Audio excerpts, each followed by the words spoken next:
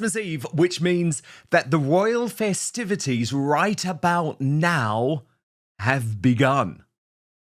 The royals, of course, celebrate mainly on Christmas Eve at Sandringham with several traditions which are customs rooted in their German heritage, introduced by Prince Albert when Victoria was on the throne. So that means family members have already arrived throughout the day, usually in order of rank at Sandringham. There is a very fun gift-giving session which happens in the late afternoon over typical royal food, sandwiches, scones, that type of thing. And the presents are always fun because what can you give the people who have everything? I mean, the late Queen, one of her favourites was actually this big mouth Billy Bass fish presented to her by Prince Harry. On another occasion, she was reported to have been given a shower cap emblazoned with the phrase, "Ain't life a bitch?"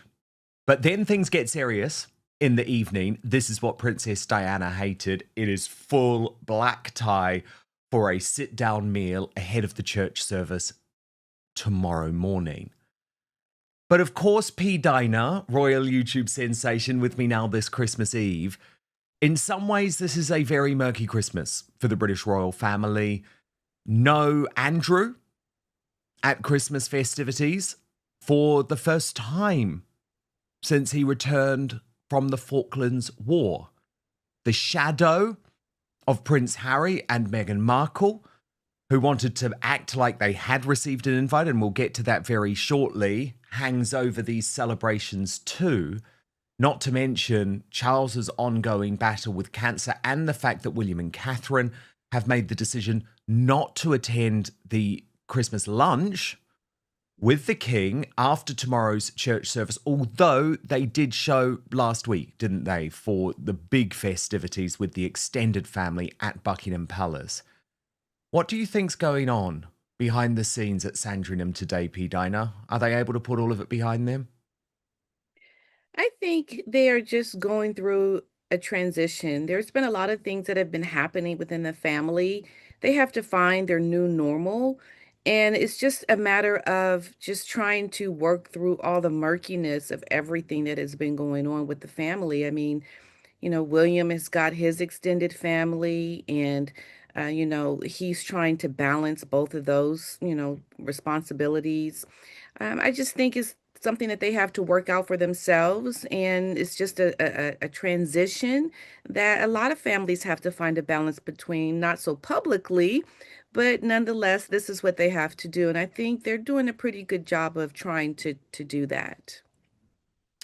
What about Harry and Meghan and what has been exposed, P. Dinah, as a real PR ploy?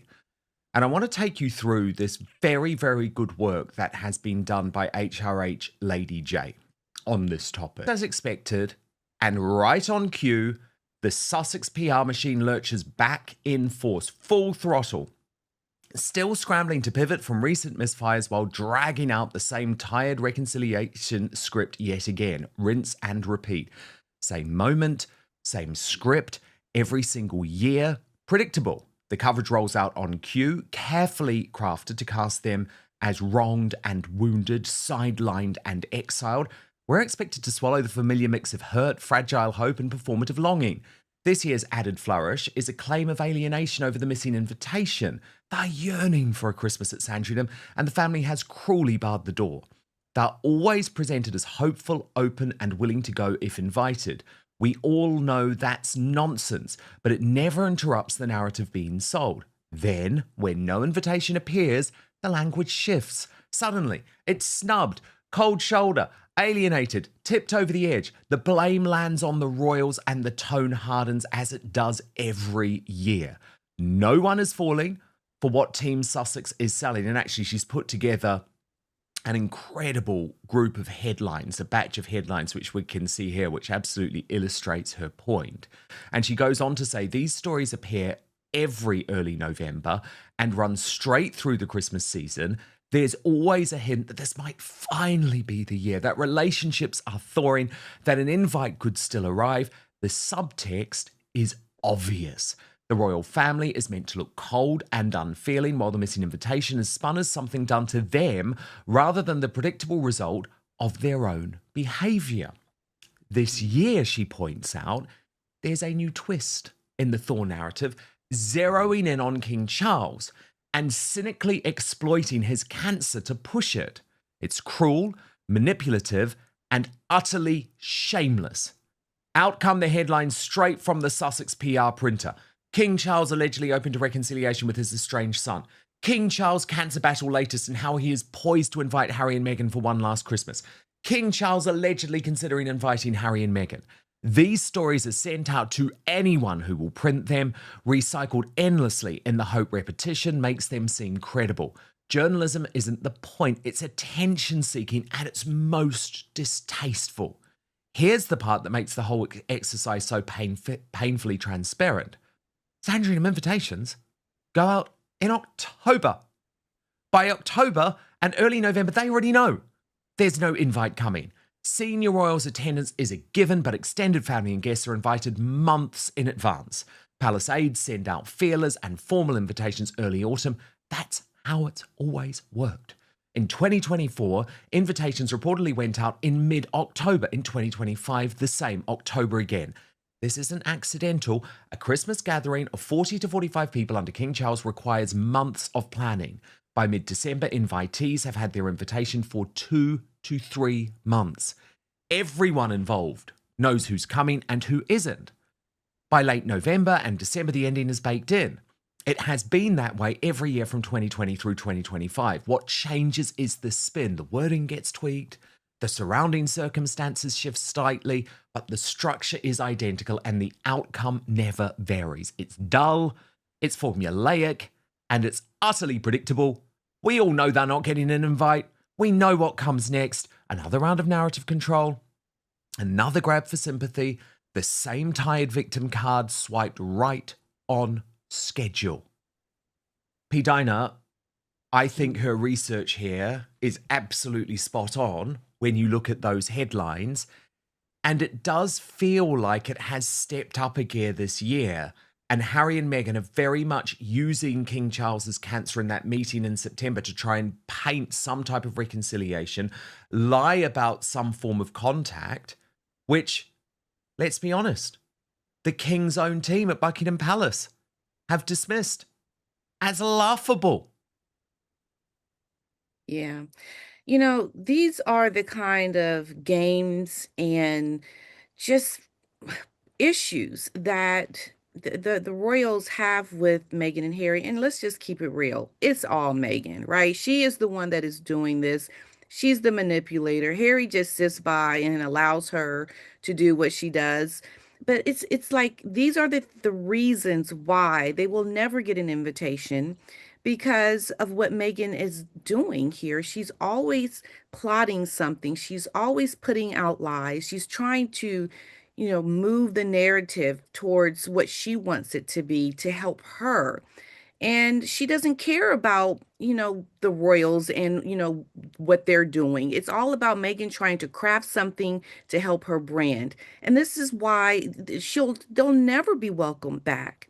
And if Harry were smart, he would put a stop to this. He would try to take the narrative away from his wife because he has he's trying to get back in with his family. But how could that ever happen if your wife is manipulating things behind the scenes and creating falsehoods? Like this is something that is definitely going to keep them out. And that's what Meghan wants. I believe she wants to never go back and give Harry false hope that they will go back, but it will never happen because of what Meghan is doing. Harry needs to wake up out of his slumber and really put his foot down and do more work in his own home to get back to his family because Meghan is going to sabotage it every chance she gets. By this research here, it is laid out bare for him to see. Will he heed this advice? Will he find out at some point that his wife is the manipulator and the problem so that he can get back to what he wants? Because she's the one controlling everything. And do you think that he doesn't know? Or do you think he is convinced by her that this type of spin and this type of warfare in the MSM is necessary? I think I don't think Harry really is all in on this with Meghan. I really don't. Because she did it to him. Like she did things to Harry behind his back that were in direct relation to her trying to manipulate Harry that he didn't even know about. So he's not going to know about the manipulation that she's doing towards his family. I don't think he's in on it at all. I think he's very klug about all of this, to be quite honest. Harry seems to be, he has lost his way. He doesn't know if he is coming or going. This is a man that does not have any clear direction. He's trying what he can do to get back with his family. And outside of that, trying to understand what your wife is doing, her manipulation, I think he doesn't have an idea or any real clue to what his wife is capable of doing. He doesn't live in that world. You know, Meghan has lived in a world of trying to break walls down. She's a woman who has been manipulating things for a very long time.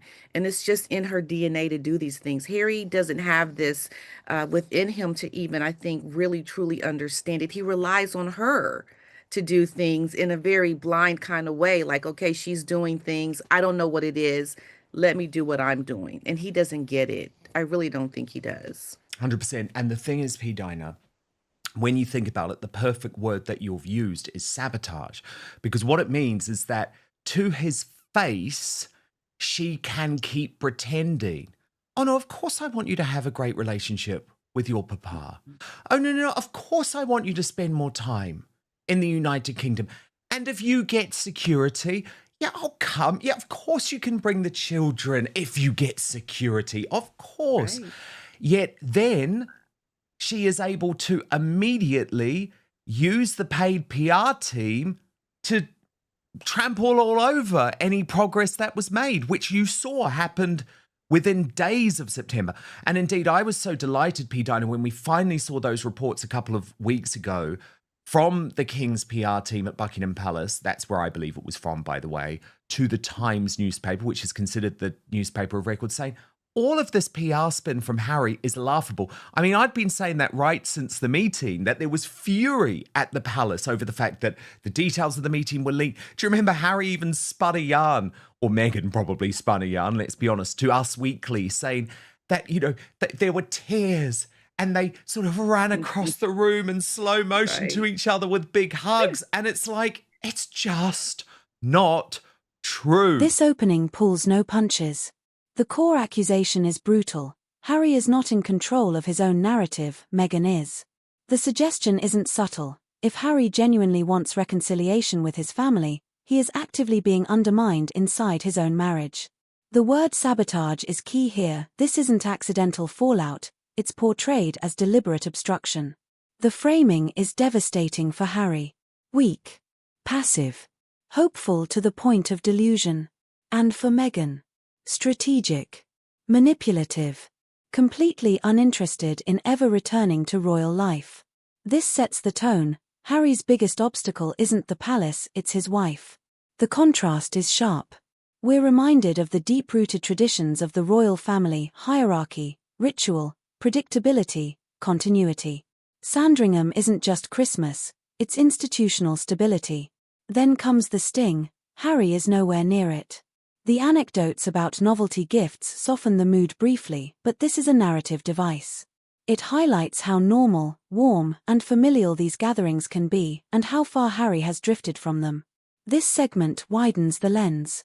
Absent: Prince Andrew, Harry and Meghan, William and Catherine from parts of the festivities. Layered on top: King Charles's cancer, family tensions, public scrutiny.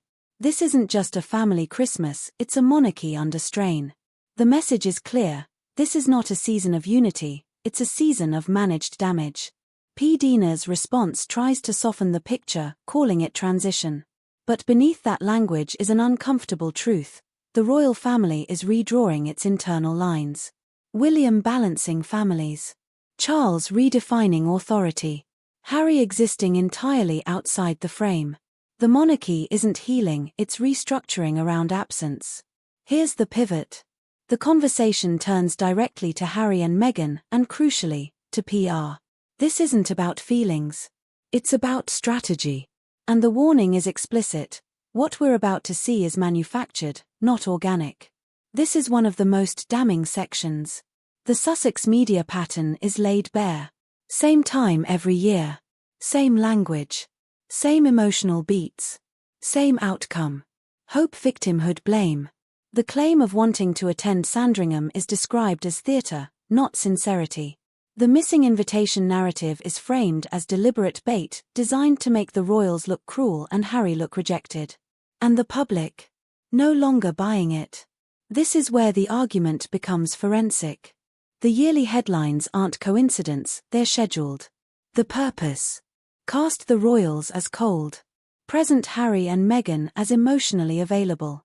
Shift blame away from past actions. And this year's twist? Exploiting King Charles's cancer. That accusation lands hard, cynical, cruel, and calculated. This section destroys the narrative completely. Fact: Sandringham invitations go out in October. Meaning? By November, Harry and Meghan already know they're not invited. December headlines are pure spin. This isn't hope. It's dishonesty. Same structure. Same script. 5 years running. The repetition has consequences. The more this tactic is used, the less effective it becomes. Victimhood on a schedule stops looking like pain and starts looking like marketing. The audience is ahead of the PR machine now. He is so lost. And it's really sad, Dan, because we're all watching this. We can see the manipulation. And Meghan is just going to keep doing this because this is what she is relying on to get to some kind of, I guess, life that she wants to have eventually. She feels that she has to do all of this. And Harry is blindsided, I think, by a lot of it, but not to give him an excuse. But he really, I think, is someone who is the victim of his own wife. He has gotten himself in a predicament that we all saw coming before there was even Megxit. We saw it in the very beginning. He hasn't seen it from when it started. So it's going to take him a while to wake up to his reality, but he is the one that is going to be suffering the most through all of this because I can only imagine the other things that are going to be coming down that Meghan is planning, you know? But P. It's Dinah, really where the sad. manipulation works and where obviously Meghan has been very strategic is that he does hate the media. He hates the press with a visceral passion. So she knows that if she can just blame these leaks, it's just the terrible media again, he's going to be suckered. And he is constantly suckered.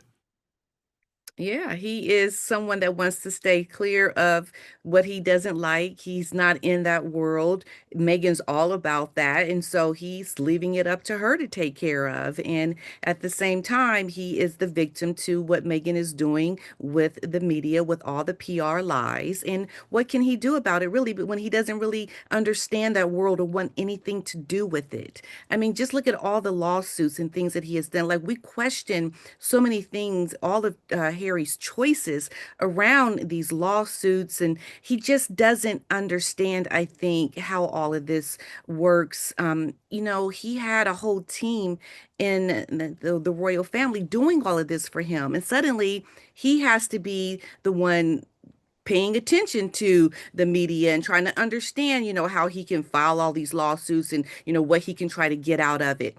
Before this was all taken care of for him. So I think Harry is just a victim to his circumstances at this point, really. Meghan is going to run with it, and I don't think it's going to get any better for him. No, it's really not. Then at the same time, P. Dinah, of course, there will be sadness at Sandringham, even though there are senior members of the royal family, especially Prince William, who are furious with Andrew Mountbatten Windsor. There will be sadness that a member of the family, a blood relative, is not there for the first time in a long time. It's something that would have devastated Queen Elizabeth II. Let's be honest, it's not something King Charles wanted to do. It's something that was forced on him. How do you feel about it? And should there have been a separation where the king was still able to spend Christmas Day with his beloved, if troubled, younger brother without it turning into a public firestorm? Or was William right? Which is that it doesn't matter what you think, Papa, personally, PR is everything in our game, Yeah. and it's just impossible to have Andrew at any royal event. Yeah, you have to understand this is a family that is very public. It is on a world stage, and your private life somehow becomes, a part of the story on a world stage, and you just have to, find a balance. And I think the balance that's going to help the institution is to draw that line, and he has to be on the outside as much as the king probably doesn't like that, or feels, I know, I'm sure he feels sorry for his brother in some kind of way. It just has to be this way because this is the kind of life that they have, is very public people. I think it will get sad though during their time together. I mean, you think about the daughters, right, and their children as they get older, asking questions about, well, where's, grandpa? And, there are things that are going to probably be very touchy around discussions with the younger generation. But hey, this is just what it has to be. And Andrew has to find a new way of tradition for him and his new life, because it's not going to be a part of his family like it used to be, and this is the consequences of your choices. And he is paying for it in a very big way. And it just has to be that way. And what about Catherine and William deciding tomorrow to be with the Middletons after the church service? Do you understand that? Should the Middletons be invited to Sandringham? Is that the way that things could be modernized? I think so, but I think also they may want to not go to Sandringham. I think they may want to have their own family time. I'm sure they have their distant family as well. I mean, I think it's a good choice for William to do that because he is finding a balance between both of his, worlds. And I think he sees something completely different from his own family. And he can see what it's like for just regular everyday families like the Middletons and, how they celebrate and what they do. And I think it's welcoming thing for William to see this because it's so different. And I'm sure he loves it. I mean, I can imagine how different life is with the Middletons compared to what William is used to. And so having that break from his own family, William, to the Middletons, I can see him, being very grateful for their family life and that extension of his family because they seem like such a nice family and so family oriented. And I'm sure the laughs of things that happen in their lives around just regular everyday things is something that William welcomes. I'm happy for him and his extended family life. And P. Dinah, how do you celebrate? Because I was honoured to meet your lovely son at Lady Colin Oh, Campbell's ball in the summer, but he's in Germany, right? So does that mean that you're separated on Christmas Day? well, he's actually here now. He's actually going to be leaving. He Amazing. comes a lot. He flies. He's always been that way since he was 5 years old. So, no, he will be gone though. He leaves actually a day before Christmas, and we're going to be with my husband's family. So it's something we're used to because we've been doing it like this for so many years. So, but that's so nice of you, Dan, to say. Yes, I'm so happy you got a chance to meet my Yeah, son. He's really a what a sweet boy. lovely man he is. And what do you eat, P. Dinah? Because it's hot, right, where you are? It's cold. Oh, is It it? is, yeah, it's so cold right now, but it's something that we're used to. That this year has been more cold than previous years. I love it though. I lived in LA for so many years Yeah, well, you and I don't really just get a didn't like winter the hot. Christmas. Yeah, I just didn't like it. And I lived in Florida, which is like really hot. I love the snow. I love the cold weather. I love being cozy at home and just being by the fireplace. It's a And do you do time a for me turkey? to Are you a relax. traditionalist like that? No, no, no. We just whatever it is that my in-laws are cooking is what I'm eating, right? And you're just That's what happy I not to do. have to do the cooking. Well, look, I hope you have a wonderful, wonderful day tomorrow, P. Diner.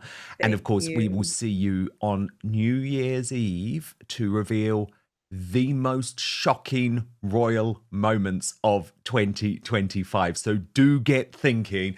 But a quick Yeah. programming note tomorrow. Here comes the most controversial assertion of the entire segment. The claim, Meghan is the architect. Harry is the bystander. She's accused of plotting, lying, brand building, narrative manipulation. And Harry, painted as a man who wants reconciliation but lacks the backbone to stop the sabotage. This is the thesis fully formed. Harry will never be welcomed back because Meghan ensures he can't be. This is where Harry's agency is questioned. The conclusion? He doesn't understand the media world. He doesn't grasp the manipulation. He delegates blindly, which makes him vulnerable and useful. He hates the press, so blaming the media works every time. And Meghan allegedly exploits that reflex. The September meeting becomes a case study. Leaks, tears, hugs, Hollywood storytelling. Then reality, Buckingham Palace shuts it down as laughable. This confirms the split between PR fantasy and institutional truth. The Surfshark break doesn't interrupt the theme, it reinforces it. Control, surveillance, narrative power. Even here, the subtext remains, information is warfare now. This is tragic more than explosive. Harry once had advisors, palace filters, institutional protection. Now, lawsuits, media chaos, no understanding of the game he's playing. The portrait is of a man lost, overwhelmed, and increasingly isolated. The Andrew discussion reinforces a theme: the monarchy survives by exclusion, not indulgence. Charles didn't want this. William insisted. PR beats sentiment. Institution beats blood. William stepping away to be with the Middletons is framed as healthy, grounded, future-focused. This is modern monarchy versus old dysfunction. And the contrast with Harry is unavoidable. The show winds down, but the implications remain explosive. Harry is absent. Andrew is excluded. William is repositioning. Charles is fragile. And Meghan? Still running the same script. This isn't about Christmas. It's not about invitations. It's not even about reconciliation. It's about control. Harry has lost it. Meghan is accused of wielding it. And the royal family has finally stopped pretending. Now it's over to you. Do you believe Meghan is deliberately sabotaging Harry's relationship with his family? Is Harry clueless or responsible for his own downfall? Has the Sussex PR strategy finally collapsed? Like, if you think Harry needs to wake up, comment with your verdict, no holding back. Subscribe for fearless royal commentary the mainstream media won't touch. Because this story isn't going away, and neither are the consequences.